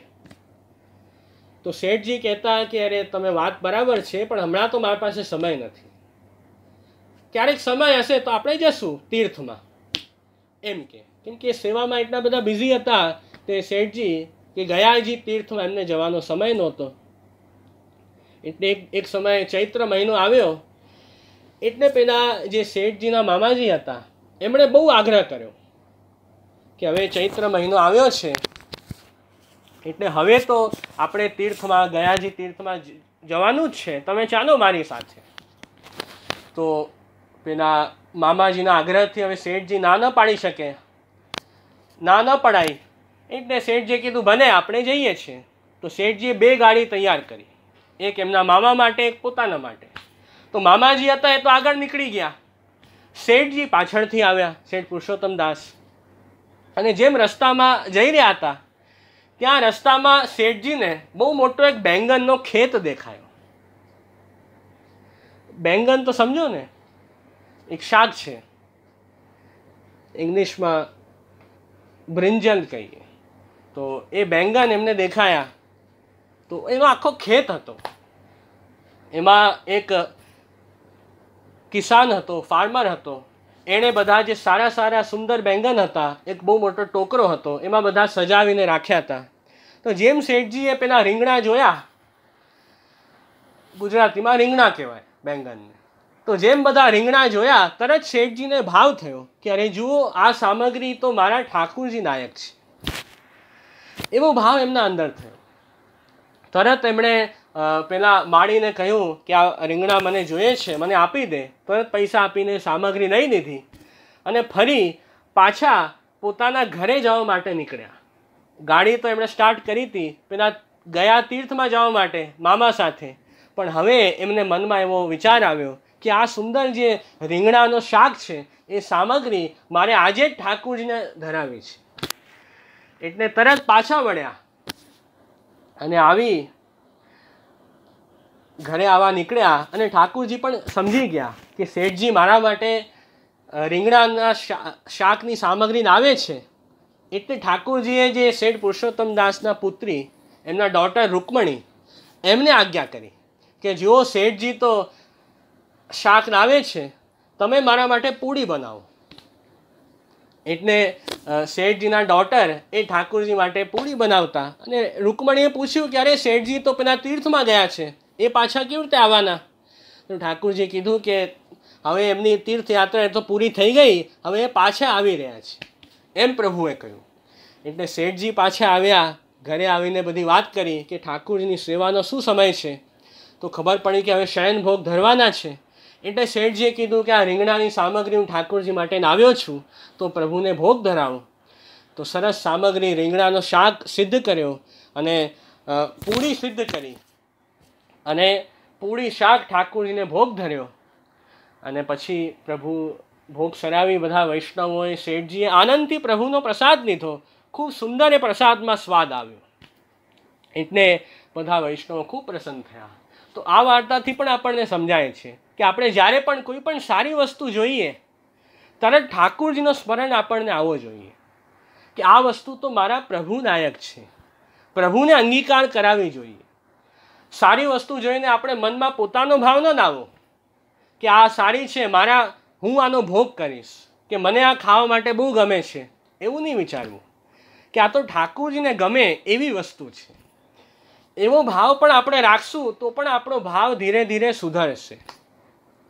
આપણે કંઈ પણ સામગ્રી કે કંઈ પણ ઠાકુરજી માટે બનાવતા હોઈએ ત્યારે એમ જ કહીએ કે આજે પ્રભુ માટે કઈ સામગ્રી બનાવી છે, એ આપણે ભાવ રાખીએ. તો બધું ઠાકુરજી માટે છે. આપણી ભોગ દ્રષ્ટિ એમાંથી હટાવી દઈએ અને દરેક વસ્તુમાં પ્રભુ સુખનો વિચાર રાખીએ. એ આપણો પુષ્ટિ માર્ગનો સાચો ભાવ છે. તો આ ભાવ રાખીએ તો ઠાકુરજી આપણા ઉપર પ્રસન્ન થાય. હજી સુધી આપણે મુખ્ય 3 ભક્તોના લક્ષણ જોયા: દીનતા, દૈન્યતા, હમ્બલનેસ. પછી ઠાકોરના દર્શનમાં પ્રભુના દર્શનની ઈચ્છા, એ પણ બીજો લક્ષણ જોયો. એના પછી પ્રભુના મનોરથ કરવાની ઈચ્છા, પ્રભુના નિત્ય નવીન મનોરથ કરવા, એમાં આપણું મન રાખવું, એ લક્ષણ જોયું. એ મુખ્ય 3 ભક્તના જે પુષ્ટિ ભક્ત છે, વૈષ્ણવ છે, એના મુખ્ય 3 લક્ષણ આપણે જોયા છે. તો આ તો શિક્ષાપત્ર જે છે શહેરાઈજીનો, એમાં આ 3 લક્ષણ ખાસ બતાવ્યા છે શહેરાઈજીએ કે કેવી રીતે ઠાકુરજી પ્રસન્ન થાય અને કઈ રીતે પ્રભુ આપણા હૃદયમાં પધારે. કે આ બધા ભાવ આપણા અંદર હશે તો જરૂર ઠાકુરજી આપણા હૃદયમાં પધારશે. અને આપણા અંદર હૃદયમાં રહેલી જે સંસાર આસક્તિ છે, જે બધી અટેચમેન્ટ છે આ સંસારમાં, એ ધીરે ધીરે છૂટશે. કેમ કે માણસ દુઃખી કેમ થાય છે? આપણે કેમ દુઃખી થઈએ? કેમ કે આપણે આટલા બધા સંસારમાં અટેચ છીએ, પ્રભુને પણ ક્યારેક ક્યાંક ભૂલી જઈએ છીએ, એટલે આપણે દુઃખી થઈએ. તો પ્રભુને યાદ રાખશું અને પ્રભુમાં મન રાખશું. આ બધા ભક્તના લક્ષણ આપણા અંદર હશે તો પ્રભુ આપણા હૃદયમાં પધારશે અને આપણી સંસાર આસક્તિ દૂર થશે અને આપણે ક્યારે પણ દુઃખી નહીં થઈએ, હંમેશા આનંદમાં રહેશું. તો આ વાત વિચારવી બહુ જ જરૂરી છે. તો આ તો મુખ્ય 3 લક્ષણ આપણે જોયા. એમ તો ઘણા બધા લક્ષણ બતાવ્યા છે. તો મારો એ વિચાર છે કે હજી થોડા ભક્તના લક્ષણ આપણે સમજીએ. સમય છે હજી આપણી પાસે, તો હજી થોડું સમજીએ તો આનંદ આવે. તો આપણે ભાગવતજી અનુસાર પણ વિચારીએ. તો શ્રીમદ ભાગવતજીના 3જા સ્કંધમાં, ભાગવતજીના 3જા સ્કંધમાં જે ભગવાન કપિલદેવજી, જે ભગવાનના અવતાર છે, એમણે પણ ભક્તના મુખ્ય 16 લક્ષણ બતાવ્યા છે. કે એક ભક્ત કેવો હોવો જોઈએ, એવા 16 લક્ષણ કપિલ દેવજી બતાવ્યા છે. તો એ પણ આપણે શોર્ટમાં સમજશું. તો એમાં મુખ્ય 3 લક્ષણ બતાવ્યા છે: આધિભૌતિક ગુણો, આધ્યાત્મિક ગુણો અને આધિદૈવિક ગુણો. આધિભૌતિક ગુણો એટલે કે આપણે એક ભક્તે આ સોસાયટીમાં કેવો બિહેવિયર રાખવો, how to behave in this society, એ આપણે સમજવું જોઈએ. તો જ આપણે સુખ શાંતિથી રહી શકીએ. તો એ આધિભૌતિક ગુણો ભગવાને ભાગવતજીમાં સમજાવ્યા છે. એમાં સૌથી પહેલું લક્ષણ સમજાવ્યું કે તિતિક્ષા. એ ભાગવતનું જ શ્લોક છે. તિતિક્ષવ કારુણિકાઃ સુયદઃ સર્વદેહિનામ અજાત શત્રવઃ શાંતાઃ સાધવઃ સાધુભૂષણા. એમાં સૌથી પહેલું ભક્તનું લક્ષણ કહ્યું તિતિક્ષા. તિતિક્ષા એટલે શું? કે બધા પ્રકારના દુઃખો એને સહન કરવા, ધૈર્ય રાખવું, પેશન્સ રાખવું, એને કહેવાય તિતિક્ષા. તો લાઈફમાં પેશન્સ રાખવું પણ બહુ જરૂરી છે. ઘણા બધા દુઃખો આપણા જીવનમાં આવતા હોય, તો એ દુઃખની ઘડીમાં જો આપણે પેશન્સ ન રાખીએ તો પછી આપણે બહુ પ્રોબ્લેમમાં આવી જઈએ. આપણા મનમાં બહુ ઉદ્વેગ થાય, આપણે બહુ ચિંતામાં આવી જઈએ કે હવે મારે શું કરવું, what to do in this situation. એમ આપણે આ અટવાઈ જઈએ ચિંતાઓમાં, કંઈ કરવાની ઈચ્છા ન થાય, આપણું મન બહુ ઉદાસ થઈ જાય. તો એ બધી પ્રોબ્લેમ આવે જ્યારે આપણે દુઃખી હોઈએ. તો એ દુઃખની ઘડીમાં પણ આપણે પ્રભુનો આશ્રય નથી છોડવાનો. પ્રભુનો આશ્રય રાખી બધા દુઃખ આપણે સહન કરવા જોઈએ. એ મુખ્ય શિક્ષણ અહીંયા સાક્ષાત પ્રભુ આપણને આપી રહ્યા છે. શ્રી મહાપ્રભુજી પણ વિવેક ધૈર્યાશ્રય ગ્રંથમાં આજ્ઞા કરે છે, ત્રિદુઃખ સહનમ ધૈર્યમ. ત્રણેય પ્રકારના દુઃખોને સહન કરવા, એ જ આપણું ધૈર્ય છે, એ જ આપણી પેશન્સ છે. મેન 3 પ્રકારના દુઃખ આપણા જીવનમાં આવે. આધિભૌતિક દુઃખ એટલે દુઃખ, સફરિંગ્સ રિલેટેડ ટુ ધીસ બોડી. આપણા બોડીમાં ઘણા બધા ડિઝીઝીસ આવે, રોગ આવે, એ બધા આધિભૌતિક દુઃખ છે. એના કારણે આપણે દુઃખી થઈએ. સેકન્ડ છે દુઃખનું પ્રકાર આધ્યાત્મિક દુઃખ. એટલે દુઃખ રિલેટેડ ટુ માઇન્ડ, જે આપણને માનસિક દુઃખ થાય, મનમાં ચિંતાઓ થાય, મનમાં ઉદ્વેગ થાય, એ આપણું મન માનસિક દુઃખ છે. એ પણ બહુ, એ સ્થિતિમાં પણ ધૈર્ય રાખવું બહુ જરૂરી છે. કેમ કે મનમાં પણ ઘણા બધા ખોટા ભાવો આપણા અંદર આવતા હોય છે. કામ, બધી સંસારિક ઈચ્છાઓ, ડિઝાયર્સ, ક્રોધ, એંગર, લોભ, ગ્રીડ, મદ, ઈગો, માત્સર્ય, જેલેસી, સેલ્ફિશનેસ, એ બધા ખોટા ભાવો આપણા મનમાં આવતા હોય છે. એના કારણે આપણે દુઃખી થઈએ. તો એ બધા ભાવો પણ દૂર થવા બહુ જરૂરી છે. પછી આ આધ્યાત્મિક દુઃખ થયું, અને પછી થયું આધિદૈવિક દુઃખ. એટલે દુઃખ રિલેટેડ ટુ ઠાકુરજી, કે પ્રભુની સેવા, પ્રભુના દર્શન મને ક્યારે મળશે, એ ભગવત સેવા સ્મરણનો જે તાપ ભાવ છે, એ આધિદૈવિક દુઃખ છે. તો એ તો સારું છે, એવો ભાવ, તાપ ભાવ તો આપણા અંદર હોવો જોઈએ.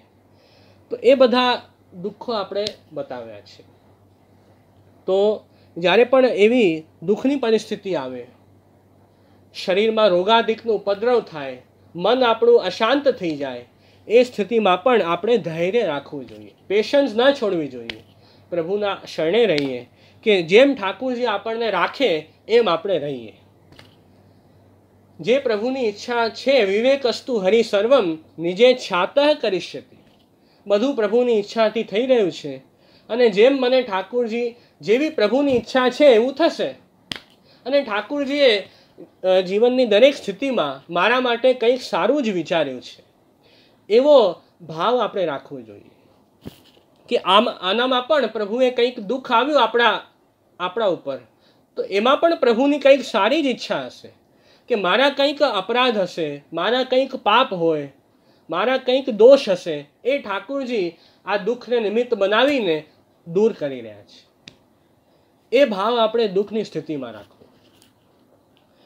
કેમ કે જીવ તો દોષથી ભરાયેલો છે. ઘણા બધા અપરાધો આપણે કરતા હોઈએ તો એ ઠાકુરજી કંઈક ને કંઈક નિમિત્તથી દૂર કરે એમ ભાવ આપણે રાખીએ. કેમ કે આપણું તો આ એક જન્મની વાત આપણને ખબર છે. ઘણા કહે કે અમારાથી તો કંઈ અપરાધ થયા જ નથી, તો કેમ દુઃખ આવ્યા? તો એવું નથી. આપણે તો ખાલી એક જન્મની વાત જાણીએ છીએ. આ જન્મમાં આપણે શું કર્યું? એવા તો આપણા કેટલા બધા જન્મો થઈ ગયા છે. કેમ કે આપણે તો ઠાકુરજીથી હજારો વર્ષથી છૂટા પડ્યા. બ્રહ્મસંબંધ મંત્રમાં આપણે એ જ બોલીએ છીએ કે હજારો વર્ષથી હું આપણાથી છૂટો પડ્યો ને આપણે ઠાકુરજીને ભૂલી ગયા. તો ઘણા બધા જન્મ આપણા થઈ ચૂક્યા છે ઓલરેડી પહેલાં. એમાં આપણે કયા કયા કર્મો કર્યા છે એ તો આપણને પણ ખબર નથી. તો એમાં કંઈક આપણાથી દોષ થયા હોય, કંઈક અપરાધ થયા હોય તો ઠાકોરજી એ દુઃખને નિમિત્ત બનાવીને એ અપરાધો દૂર કરી રહ્યા છે એ ભાવ રાખીએ. અથવા એવો પણ ભાવ રાખીએ કે પ્રભુ આપણી પરીક્ષા લઈ રહ્યા છે.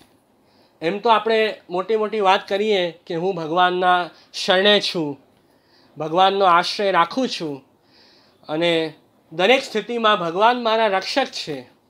એહી કે પાર લોકે ચ સર્વથા શરણમ હરિહિ. આ લોકમાં અને આ દેહ છૂટ્યા પછી પણ ઠાકુરજી જ મારા રક્ષક છે, પ્રભુ જ મારી રક્ષા કરે છે. એવો ભાવ તો આપણે રાખીએ. ઘણી બધી વખત બધા ગ્રંથો વાંચી જઈએ, વિવેક ધૈર્યાશ્રય ને બધા ગ્રંથો વાંચી જઈએ, આ બધું સાંભળતા હોઈએ, પણ જ્યારે વાસ્તવમાં આપણા જીવનમાં દુઃખની ઘડી આવે ત્યારે આપણો પ્રભુનો આશ્રય રહે છે કે નથી રહેતો એ ઠાકુરજી પરીક્ષા લેતા હોય આપણી. તો એ પરીક્ષામાં આપણે પાસ થવું જોઈએ. તો એ પણ આપણે ધ્યાન રાખવું જોઈએ. એ પરીક્ષામાં આપણે પાસ થઈ જઈએ તો ઠાકુરજી આપણા ઉપર પ્રસન્ન થાય કે જો એવી સ્થિતિમાં પણ આપણે ભગવદ આશ્રય નથી છોડ્યો. તો એ બહુ મોટી વાત છે. તો એ દુઃખને સહન કરવા પ્રભુના શરણે રહીને એ બહુ મોટી આપણી જીવનની કસોટી છે. એ તો જેના ઉપર દુઃખ આવે એને જ ખબર પડે, બીજાને તો ખબર ન પડે. તો એ ભાવ આપણે સમજવું જોઈએ. આ વાત પણ આપણે એક સરસ વાર્તા છે એનાથી સમજીએ. નિહાલચંદભાઈ 252 વાર્તામાં એમની વાર્તા આવે. એ બહુ ભગવદીય શ્રી ગુસાઈના સેવક અને એમણે એકવાર નક્કી કર્યું, ઉજ્જૈનમાં પોતે રહેતા. એમણે વિચાર્યું હવે હું ગોકુળ શ્રી ગુસાઈના દર્શન માટે જાઉં. એ વિચારથી ઘરેથી નીકળ્યા અને રસ્તામાં જે બધા ડાકુઓ હતા, બધા ચોર હતા, એમણે નિહાલચંદભાઈને કિડનેપ કરી લીધા. એમના સાથે અમુક વૈષ્ણવ પણ હતા, ઘણા બધા લોકો હતા. બધાને જે ચોર હતા એમણે કિડનેપ કરીને એક રૂમમાં બંધ કર્યા. અને જે ડાકુ હતો, જે ક્રિમિનલ હતો, એણે પોતાના માણસોને ઓર્ડર આપ્યો કે કાલ સવારે આપણે આ બધા લોકોને મારી નાખવાના છે. સવારે બધાને મારી દેશું, વી વિલ કિલ એવરીવન. એમ જે ક્રિમિનલ હતો, જે ડાકુ હતો, એણે બધાને ઓર્ડર આપ્યો. એટલે બીજા બધા લોકો રહી ગયા કે કાલે આપણે બધા મરવાના છીએ, હવે શું કરીએ? તો નિહાલચંદભાઈ એ તો પ્રભુના ખાસ વૈષ્ણવ છે, ગુસાઈના સેવક છે. એમણે વિચાર્યું કે આ લોકો આપણને કાલ સવારે મારશે, પણ હજી તો આખો દિવસ આજનો આપણા પાસે પડ્યો છે. એટલે જે હમણાં ટાઈમ ઠાકોરજી આપણને આપ્યો છે એ આપણે યુટિલાઇઝ કરવું જોઈએ. એટલે નિહાલચંદભાઈ તો આનંદથી પ્રભુના કીર્તન ગાવા લાગ્યા, પ્રભુનું અષ્ટાક્ષર મંત્ર સ્મરણ કરવા લાગ્યા. એમને તો દુઃખ છે જ નહીં. એ નિહાલચંદભાઈ તો એ જ વિચારે છે કે મારે પ્રભુનું સ્મરણ કરવું છે. દુઃખ આવે તો ભલે આવે, હું તો પ્રભુના શરણે છું, એવો ભાવ એમણે રાખ્યો અને આનંદથી પ્રભુના ગુણગાન ગાઈ રહ્યા છે. અને અહીંયા જે પેલા ક્રિમિનલ હતા, જે ચોર હતા, એના જે મધર હતા, એ શ્રી ગુસાઈના સેવક હતા. એમને ખબર પડી કે આજે મારો જે પુત્ર છે, આજે મારો છોકરો એ બધા વૈષ્ણવોને, ગુસાઈના સેવકોને પકડીને લાવ્યો છે મારવા માટે. એટલે પેલા મધર એમણે એના પુત્રને સમજાવ્યું કે બેટા, તું ગુસાઈના સેવકોને, વૈષ્ણવોને હેરાન નહીં કરતો, એમના ઉપર તો ખાસ દયા રાખજે. એમ માતાએ સમજાવ્યું એટલે પુત્ર માની ગયા કે બને. એ જે ક્રિમિનલ હતા, જે ચોર હતા, એ માની ગયા કે બને હું હવે વૈષ્ણવોને નહીં મારું, એમને છોડી દઈશ. તો બીજા દિવસે બધા વૈષ્ણવોને જુદા પાડ્યા કે ગુસાઈના સેવક છે એમને હું નહીં મારું અને બીજા બધાને મારી દઈશ. એવી વાત થઈ. તો નિહાંચનભાઈએ કીધું ના, આ વાત પણ બરાબર નથી. તમને મારવું હોય તો સૌથી પહેલાં મને મારો, આ બધાને કેમ મારો છો? એમ બીજા બધા લોકો ઉપર પણ દયાનો ભાવ વિચાર્યો એમણે, નિહાંચનભાઈએ, કે મને દુઃખ ના આવે તો બરાબર, બીજાઓને પણ તમે કેવી રીતે દુઃખી કરી શકો? કેમ કે બીજાને આપણે દુઃખ જોઈએ, એ દુઃખ જોઈને આપણા અંદર એ ભાવ જાગવો જોઈએ કે how can I help him, how can I help others. એ ભાવના આપણા અંદર જાગવી જોઈએ કે કેવી રીતે હું બીજાના દુઃખ દૂર કરી શકું. એ દયાનો ભાવ પણ આપણા અંદર હોવો જોઈએ. એ મર્સી, કમ્પેશન એ આપણે રાખવી જોઈએ, જેનાથી ઠાકોરજી આપણા ઉપર પ્રસન્ન થાય. એટલે જે પેલો મર્ડરર હતો, જે ક્રિમિનલ હતો, એણે વિચાર્યું કે ભલે હવે મારે કોઈને નથી મારવા, બધાને છોડી દો. એવો સદભાવ એના અંદર આવ્યો અને બધાને છોડી દીધા. સાથે પેલા નિહાંચનભાઈ વૈષ્ણવના સંગથી પેલો જે ક્રિમિનલ હતો એના અંદર પણ સારો ભાવ જાગ્યો અને એ પણ અંતે બધા શ્રી ગુસાઈના સેવક થયા અને જીવનમાં બધા ખરાબ કામ એણે છોડી દીધા. એ રીતે એ પ્રભુના શરણે થયા. તો પુષ્ટિમાર્ગીય વૈષ્ણવ ભક્તો તો એવા જ હોય કે હંમેશા પ્રભુની શરણે રહે, પ્રભુનો આશ્રય રાખે, બધા જીવનના દુઃખ સહન કરે, પ્રભુમાં પૂર્ણ વિશ્વાસ રાખે, ક્યારે પણ પ્રભુમાં ફેત ન છોડે, એવા વૈષ્ણવો હોય. સાથે બીજા ઉપર દયા રાખે, બીજાના દુઃખ દૂર કરવાની ઈચ્છા હોય, એવા બધા વૈષ્ણવો છે. અને ભક્ત તો એવા હોય કે જે એમને દુઃખી કરતા હોય એમના પણ દુઃખો ભક્ત દૂર કરે, એવા ભક્ત હોય. કે એવું નથી કે મારા સાથે આણે ખરાબ કર્યું તો હું પણ આના સાથે ખરાબ કરું, એવું ભક્ત ન વિચારે.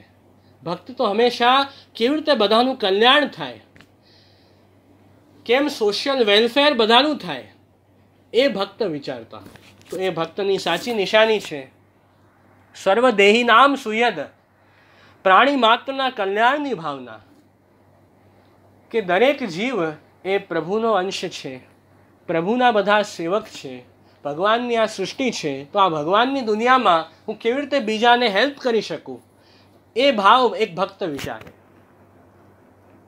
અને નિસ્વાર્થ ભાવથી, કોઈ સ્વાર્થ રાખ્યા વગર ભક્ત જે છે એ બધાની સેવા કરે. તો એ ભાવ પણ આપણે વિચારવું જોઈએ. પ્રભુની સેવા સ્મરણ તો કરે જ, સાથે સોસાયટીમાં જે પણ દુઃખી હોય એમની પણ મદદ કરે, એ સાચો ભક્ત છે. વૈષ્ણવજન તો તેને કહીએ જે પીડ પરાઈ જાણે રે. એ આપણો ધોળપદ છે કે વૈષ્ણવજન તો એ જ છે જે બીજાના દુઃખ જાણે અને એને દૂર કરવાનો ઉપાય કરે, એ સાચો વૈષ્ણવ છે. તો એમ અહીંયા આપણે જાણવું જોઈએ. અને તે વૈષ્ણવ એવા હોય ભક્ત, એ અજાત શત્રુ, એટલે એમને દુનિયામાં કોઈ એનિમી, કોઈ શત્રુ હોય જ નહીં. બધામાં સારો ભાવ રાખે, એ સાચો વૈષ્ણવ. કે આખી દુનિયા ભગવાનની છે, બધું ભગવાન જ બન્યા છે, તો હું શત્રુતા, એનિમીનો ભાવ કોના સાથે રાખું, એમ ભક્ત વિચારે છે. તો આ સારો ભાવ છે. આવો ભાવ આપણે રાખશું તો આપણું મન છે એ શાંત રહેશે, કોઈ પણ ખરાબ ભાવ મનમાં નહીં આવે. તો એ ભાવ આપણે રાખવું જોઈએ. પ્રહલાદજીની વાત જોઈએ. પ્રહલાદજીના જીવનમાં તો કેટલા દુઃખ આવ્યા. પ્રહલાદજી ભગવાનને માનતા, એટલે એમના પિતા હિરણ્યકશ્યપુ, જે અસુર હતા, જે ભગવાનના વિરોધી હતા, એમને ખબર પડી કે મારો પુત્ર પ્રહલાદ એ ભગવાનમાં માને છે. એટલે હિરણ્યકશ્યપુએ ઘણા બધા દુઃખ આપ્યા પ્રહલાદજીને, ઘણા બધા મારવાના પ્રયત્નો કર્યા. ક્યારેક તો ઉપર બહુ મોટું માઉન્ટેન હોય એનાથી નીચે એમને ફેંકી દીધા, તો પણ એમને કંઈ ન થયું પ્રહલાદજીને. બધા વેપન્સથી એમને મારવાની કોશિશ કરી, તો પણ કંઈ ન થયું. સાપ હતો, સ્નેકથી પણ બાઇટ કરાવ્યું, તો પણ પ્રહલાદજીને કંઈ ન થયું. છેલ્લે એમને હોલિકાથી આગમાં પણ બાળવાની કોશિશ કરી, છતાં પણ પ્રહલાદજીનું વાળ પણ વાંકું ન થયું. અને દરેક સ્થિતિમાં ઠાકુરજી એમની રક્ષા કરી. એવા પ્રહલાદજી પ્રભુના ભક્ત છે. તો પિતાએ એટલા બધા દુઃખ પ્રહલાદજીને આપ્યા, છતાં પણ પ્રહલાદજી એમના પિતા માટે ક્યારે પણ ખરાબ નથી વિચાર્યું. પ્રહલાદજી તો એ જ માને છે કે મારા પિતાનું ભલું થાય. જ્યારે નરસિંહ ભગવાને પ્રહલાદજીને કહ્યું કે એ પ્રહલાદ માંગ તો શું માંગે છે, તો પ્રહલાદજી માંગે છે કે મારા પિતા એમની સદગતિ થાય, એમની દુર્ગતિ ન થાય, એમને સારી ગતિ મળે, એ જ હું માંગુ છું. તો જુઓ, આ વૈષ્ણવ છે જે બીજાનું સારું વિચારે, દુઃખ આટલા આપે છે એનું પણ સારું વિચારે છે. તો આ વૈષ્ણવતાની ભાવના છે જે આપણે રાખવી જોઈએ, તો ઠાકુરજી પ્રસન્ન થશે. અને ભક્ત છે એને મનમાં હંમેશા શાંતિ હોય, ઓલવેઝ પીસ હોય, પીસ ઓફ માઇન્ડ હોય, એને ક્યારે પણ મનમાં ઉચાટ ન હોય. એવા ભક્તો હોય, હંમેશા પ્રસન્ન ચિત્ત હોય, હંમેશા આનંદમાં હોય. અને જે પોતે અશાંત હોય, જેનું મન ઉદ્વિગ્ન હોય, એ ભક્તનું સંગ કરે તો આવા વ્યક્તિ પોતે શાંત બની જાય. એ ભક્તનું મહાત્મ્ય છે, એ ભક્તના લક્ષણ છે. અને આપણે ભક્તોના ચરિત્ર વાંચીએ, જે બધી આપણી કથાઓ છે, ભાગવતજીની જે બધી કથાઓ છે, 84-252ની બધી વાર્તાઓ છે, આપણા પુરાણોની બધી કથાઓ છે, એ ભગવાનની અને ભક્તોની કથા વાંચીએ તો એનાથી આપણને શાંતિ મળે, આપણા બધા દુઃખ દૂર થાય અને પીસ ઓફ માઇન્ડ આપણને એક્સપિરિયન્સ થાય. તો એ શાંતિ પણ હોવી મનમાં બહુ જરૂરી છે. આજકાલ એટલી ફાસ્ટ લાઈફ છે કે કોઈને મનમાં શાંતિ જ નથી, બધાનું મન અશાંત છે. તો એવું ન હોવું જોઈએ. ભક્ત તો હંમેશા આનંદમાં રહે, શાંતિથી રહે, એ ભક્ત છે. તો મનમાં શાંતિ હોય, પીસ હોય, તો ઠાકુરજીને પણ ગમે. આપણે ઠાકુરજી પાસે જઈએ તો ઠાકુરજીને ગમે કે જો કેટલા પ્રેમથી મારા પાસે આવ્યો છે. આપણે મનમાં જ એટલી બધી ચિંતા લઈને અને આવા બધા ભાવ લઈને ઠાકુરજી પાસે જઈએ તો ઠાકુરજી પણ કહેશે કે અરે ભાઈ, કેવું મોડું લઈને મારા પાસે આવ્યો છે. તો પ્રભુ સામે જઈએ તો આનંદથી તૈયાર થઈને જવું. ક્યારે પણ એવું દુઃખી મોડું લઈને ઠાકુરજી સામે જવું જ નહીં. એ વાત આપણે જાણવી જોઈએ. તો આપણે પણ આનંદમાં આવે, ઠાકુરજીને પણ ગમે. એમ તો એનાથી પણ પ્રભુ પ્રસન્ન થાય. બીજા ભક્ત છે સાધવ, એટલે સરળ સ્વભાવના ભક્ત હોય. ભક્ત મન, વાણી અને કાયા ત્રણેયમાં એક રૂપતા હોય.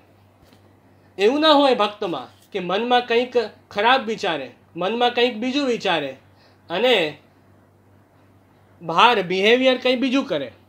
એવું ક્યારે ભક્ત ન કરે. જેવું મનમાં વિચારે એવું જ બિહેવ કરે અને એવી જ વાત પોતાની વાણીથી બોલે. તો એ હિપોક્રેસી ભક્તની અંદર ક્યારેય ન હોય, પાખંડ ભક્તમાં હોય જ નહીં. જે મનમાં છે એ જ વાત વાણીમાં છે, એ જ વાત આપણી ક્રિયામાં છે. એમ ત્રણેય મન, વાણી અને કાયા ત્રણેયની એક રૂપતા એ ભક્તમાં હોય. તો એવું સરળ સ્વભાવ ભક્તનું હોય. સાથે ભક્તો તો એવા હોય કે કોઈક વૈષ્ણવ કે ક્યારેક ગુરુ આપણા ઘરે પધારે તો એ વૈષ્ણવ પોતે આનંદમાં આવી જાય અને બહુ રિસ્પેક્ટથી, બહુ સન્માન આપી બધા વૈષ્ણવોને, ગુરુને પોતાના ઘરે પધરાવે. એવા ભક્ત હોય. અને એને કહેવાય સાધુ ભૂષણ. એ ભક્તની બ્યુટી છે કે ગુરુને જોઈ, વૈષ્ણવને જોઈ પોતે આનંદમાં આવે અને એમને રિસ્પેક્ટ આપે, રિસ્પેક્ટ આપીને ઘરે પધરાવે. એ સાચો વૈષ્ણવ છે. હરિગુરુ વૈષ્ણવમાં સન્માનનો ભાવ, એ ભાવ રાખીએ. આપણે અષ્ટસખા પરમાનંદદાસજી, એમની વાર્તામાં પ્રસંગ આવે કે એકવાર સુરદાસજી, કુંભનદાસજી, રામદાસજી બધા વૈષ્ણવોએ વિચાર કર્યો કે આપણે આજે પરમાનંદદાસજીના ઘરે જવું છે. અને બધા વૈષ્ણવો મળીને પરમાનંદદાસજી પાસે આવ્યા, સામેથી ચાલીને એમના ઘરે આવ્યા. એટલે બધા વૈષ્ણવોને જોઈ પરમાનંદદાસજી તો બહુ ખુશ થયા કે જુઓ, આજે તો મારા કેટલા ભાગ્ય છે, ઠાકુરજીએ મારા ઉપર કેટલી કૃપા કરી છે કે આ બધા ભગવદીઓ, મારા વૈષ્ણવો મારા ઘરે આવ્યા છે. એમનો તો એવો ઊંચો ભાવ છે પરમાનંદદાસજીનો કે સાક્ષાત શ્રી ગોવર્ધનનાથજી કો સ્વરૂપ હૈ, અને એ જ શ્રીજી બાવા અલગ અલગ રૂપથી મારા ઘરે પધાર્યા છે. એવો ભાવ પેલા વૈષ્ણવ બીજા વૈષ્ણવોમાં અને ગુરુમાં રાખે છે. એ આપણી વૈષ્ણવતા છે. એનાથી પ્રભુ પ્રસન્ન થાય છે. તો બધા વૈષ્ણવ ઘરે આવ્યા તો પરમાનંદદાસજી બહુ સરસ કીર્તન ગાયો, આયે મેરે નંદ નંદન કે પ્યારે. બધા ખૂબ પ્રસિદ્ધ પદ છે, બધા વૈષ્ણવ ગાતા જ હોય છે. આયે મેરે નંદ નંદન કે પ્યારે, માના તિલક મનોહર બાનો, ત્રિભુવન કે ઉજિયારે. એ વૈષ્ણવ તો ગળામાં કંઠીની માળા હોય, તુલસીની માળા હોય, અને મનોહર સરસ એમની વાણી હોય. એવી વૈષ્ણવની વાણી હોય કે સાંભળતા જ ઠાકુરજી યાદ આવે. ત્રિભુવન કે ઉજિયારે, ત્રણેય લોકમાં આનંદ ફેલાઈ જાય એવા બધા ભક્તો હોય. પ્રેમ સહિત ઉર બસત નિરંતર, નેકહુ ટરત ન ટારે. પ્રેમ સહિત સાક્ષાત ગોવર્ધનનાથજી એ વૈષ્ણવના હૃદયમાં બિરાજે છે અને ક્યારે પણ એ હૃદયથી બહાર ન પધારે એવા વૈષ્ણવો છે. હૃદય કમન કે મધ્ય બિરાજત, શ્રી વ્રજરાજ દુલારે. પ્રભુ એમના ભક્તોના હૃદયમાં બિરાજે છે. કહા જાનો કોણ પુણ્ય ઉદય ભયો, જો મેરે ઘર જો પધારે. પેલા પરમાનંદદાસજી કહી રહ્યા છે કે ન જાણે મારા કેટલા જન્મોના પુણ્યના ઉદય થયા કે પેલા વૈષ્ણવ સામેથી મારા ઘરે આવ્યા. તો કેવો એમનો ઉત્તમ ભાવ છે. પરમાનંદ કરત ન્યોછાવર, વારી વારી વહો વારી. તો પોતાનું સર્વસ્વ એ પ્રભુની પ્રસન્નતા માટે એ પરમાનંદદાસજી ન્યોછાવર કરી રહ્યા છે. તો એવા આપણા ભક્તો છે.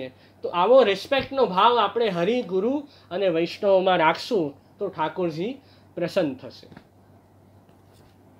અને પ્રભુમાં અનન્ય ભાવ, વિશ્વાસ રાખવું પણ બહુ જરૂરી છે. એ પણ આપણે સમજવું જોઈએ. તો એ અનન્યતા આવશ્યક છે. ભગવાન છે એ જ મારા સાધન છે અને ભગવાન જ મારા ફલ છે, એ ભાવ આપણે રાખીએ. સાધન એટલે જેનાથી આપણને કંઈક મળે, જેનાથી ફલ પ્રાપ્ત થાય, એ સાધન. તો પ્રભુ અંતે મળવાના છે એમની કૃપાથી. તો ભગવાન આપણા માટે સાધન બને છે અને ફલ પણ ભગવાન છે. એ આપણો પુષ્ટિમાર્ગ છે. તો એ વિશ્વાસ પણ ઠાકોરજીમાં રાખવું બહુ જરૂરી છે. કેમ કે અવિશ્વાસો ન કર્તવ્ય સર્વથા બાધકસ્તુ સહ. શ્રી મહાપ્રભુજી આજ્ઞા કરે કે ઠાકોરજીમાં ક્યારે પણ અવિશ્વાસ ન કરો. ક્યારેક થાય કે જીવનમાં આપણા સાથે સારું સારું થતું હોય તો આપણે બહુ વિશ્વાસ હોય ભગવાનમાં. જરાક કંઈ ખરાબ પરિસ્થિતિ આવી જીવનમાં, તરત ભગવાનમાંથી વિશ્વાસ ઉડી જાય કે જુઓ ભગવાને આવું મારા સાથે કેમ કર્યું ને આ બરાબર નથી, એટલે તરત ભગવાન ઉપરથી વિશ્વાસ ઉડી જાય. તો એવું ક્યારેય ન કરવું. ભગવાનમાં હંમેશા વિશ્વાસ, ફેથ આપણે રાખશું તો પ્રભુ આપણા ઉપર પ્રસન્ન થશે. તો એ ફેથ રાખવી બહુ જરૂરી છે. અવિશ્વાસથી તો બ્રહ્માસ્ત્ર પણ ફેલ થઈ જાય. એ કથા આવે છે રામાયણમાં કે હનુમાનજી લંકામાં ગયા સીતાજીને ગોતવા માટે. તો હનુમાનજીએ તો લંકામાં ગયા, સીતાજીને મળ્યા, પછી હનુમાનજીને ભૂખ લાગી. એટલે એ લંકામાં જેટલા પણ ફલફૂલ હતા, જેટલા પણ ઝાડ હતા, બધા એમણે વિખેરી નાખ્યા અને બધા ફલફૂલને ઝાડમાંથી કાઢીને પોતે આરોગી ગયા. એટલે બહુ અવાજ સંભળાયો. એટલે રાવણને ખબર પડી કે આપણી લંકામાં કોઈ ઘૂસી ગયો છે. એટલે રાવણે બધા એના સેના મોકલી અને ઇન્દ્રજીત જે રાવણનો પુત્ર એ પણ આવ્યો. હનુમાનજી છે એને હું પકડી લઈશ. એમ ઇન્દ્રજીત આવ્યો અને એણે બ્રહ્માસ્ત્ર છોડ્યો હનુમાનજી ઉપર. તો હનુમાનજી બ્રહ્માજીનો અસ્ત્ર છે એટલે રિસ્પેક્ટ આપીને એ એમાં બંધાઈ ગયા. પછી રાવણ સામે આવ્યા તો રાવણે જોયું કે આટલા પાવરફુલ છે હનુમાનજી અને એમને આ નાનકડા બ્રહ્માસ્ત્રમાં કેમ બાંધ્યો છે? બીજી મોટી મોટી સાંકળો હોય, લોહાની એલ્યુમિનિયમની બધી સાંકળો હોય, એનાથી એમને બાંધો. આ બ્રહ્માસ્ત્રથી કંઈ થવાનું નથી. તો જેમ બ્રહ્માસ્ત્રમાં અવિશ્વાસ થયું એમ બ્રહ્માસ્ત્ર તરત તૂટી ગયો. હનુમાનજી એનાથી છૂટી ગયા. તો અને પછી રાવણ એ ચિંતામાં પડ્યો. તો બ્રહ્માસ્ત્ર જેવો પાવરફુલ વેપન પણ જો એમાં વિશ્વાસ ઓછો થાય તો એની અસર જતી રહે છે, એની ઇફેક્ટ પૂરી થાય. એમ ભગવાનમાં પણ જો અવિશ્વાસ થશે, વિશ્વાસ છૂટશે તો આપણું અકલ્યાણ થશે. એટલે આ વાત પણ જીવનમાં યાદ રાખવાની છે. ત્યારે જ પ્રભુ પ્રસન્ન થશે જ્યારે આવો ભાવ ઠાકોરજીમાં રાખશું. એ વાત છે. સાથે ભગવાન મારા સર્વસ્વ છે, અર્થો હરિ એવહી, એ ભાવ પ્રભુમાં રાખી કે ભગવાન મારા નિધિ છે. અર્થ કોને કહેવાય? ધ મોસ્ટ વેલ્યુએબલ એસેટ, એને આપણે અર્થ કહીએ. તો ભગવાન મારા સર્વસ્વ છે જીવનમાં, ભગવાન જ મારા અર્થ છે, એવી ભાવના આપણે ઠાકોરજીમાં રાખશું તો પ્રભુ પ્રસન્ન થશે.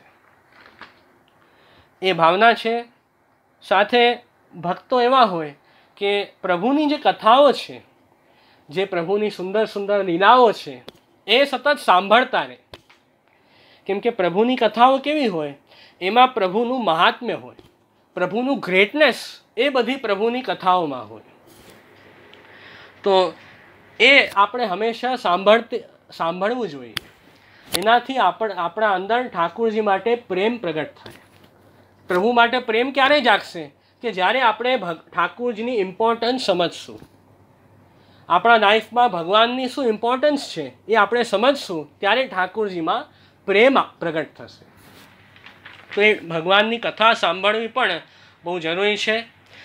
અને શ્રી મહાપ્રભુજી આજ્ઞા કરે છે, સેવાયાંબા કથાયાંબા યસ્યા શક્તિ દૃઢા ભવેત યાવત જીવમ તસ્ય નાશો નક્વાપી ઇતિ મતિર્મમ. જે વૈષ્ણવનું જીવન ભગવત સેવા અને ભગવત કથામાં વ્યતીત થાય છે, આ જીવન એ ભક્તનો ક્યારે પણ નાશ ન થાય.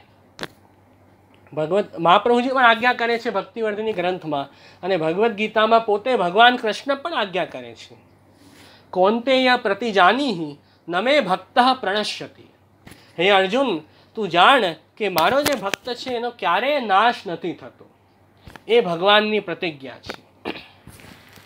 તો એ પ્રભુની કથા આપણે હંમેશા સાંભળવી જોઈએ.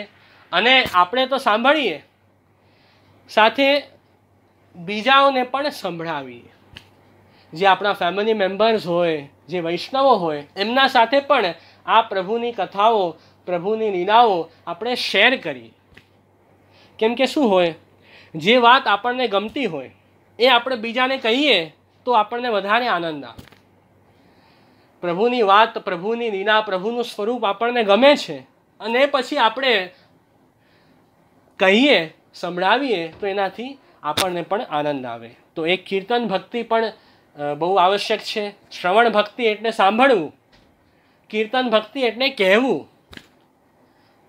અને સ્મરણ એટલે પ્રભુને યાદ કરવા, સ્મરણ કરવું. તો એ બધી વાત બહુ જરૂરી છે.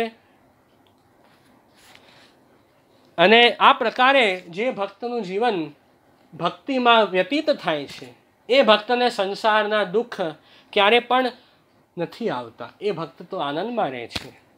શ્રી મહાપ્રભુજી નિરોધ લક્ષણ ગ્રંથમાં આજ્ઞા કરે કે હરિના એ વિનિર્મુક્તા તે મગ્ના ભવસાગરે ये નિરુદ્ધાસ્ત એવાત્ર મોદ માયાંત્ય હરનિશમ.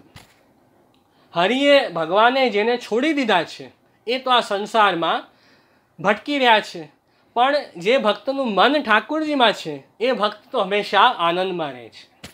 એમ શ્રી મહાપ્રભુજી આજ્ઞા કરે. એટલે પ્રભુમાં મન હશે તો આ સંસારનું દુઃખ પણ આપણને નહીં લાગે અને આપણે આનંદથી, પ્રેમથી રહી શકશું. તો અંતે એ જ હું કહીશ કે જેટલું વધારે આપણે સત્સંગ કરીએ, જેટલું વધારે ગુરુનો સંગ કરીએ, ભક્ત વૈષ્ણવનો સંગ કરીએ, એનાથી આપણું જે હૃદય છે, આપણું જે અંતઃકરણ છે એ પવિત્ર બને છે. એના અંદર જે દોષો છે એ બધા બહાર નીકળી જાય છે અને સાક્ષાત ભગવાન આપણા હૃદયમાં પધારે છે. એ આપણા સત્સંગનું ફલ છે. શું ફલ સત્સંગનું? કે પ્રભુ આપણા હૃદયમાં પધારે એ જ આપણી સત્સંગની સફળતા છે. આપણે હમણાં 1-1.5 કલાક પ્રભુની વાત સાંભળી, સત્સંગ કર્યો, એનાથી શું થયું? આપણું મન ઠાકુરજીમાં લાગ્યું, ઠાકુરજી આપણા હૃદયમાં પધાર્યા. અને જે સમયે, જે કાળમાં આપણે સત્સંગ કરીએ એ ટાઈમ સૌથી ઉત્તમ છે, એમ આપણા ત્યાં કહેવાયું છે. તો આ ભાવથી હંમેશા આપ બધા વૈષ્ણવો પ્રેમથી સત્સંગ કરતા રહો.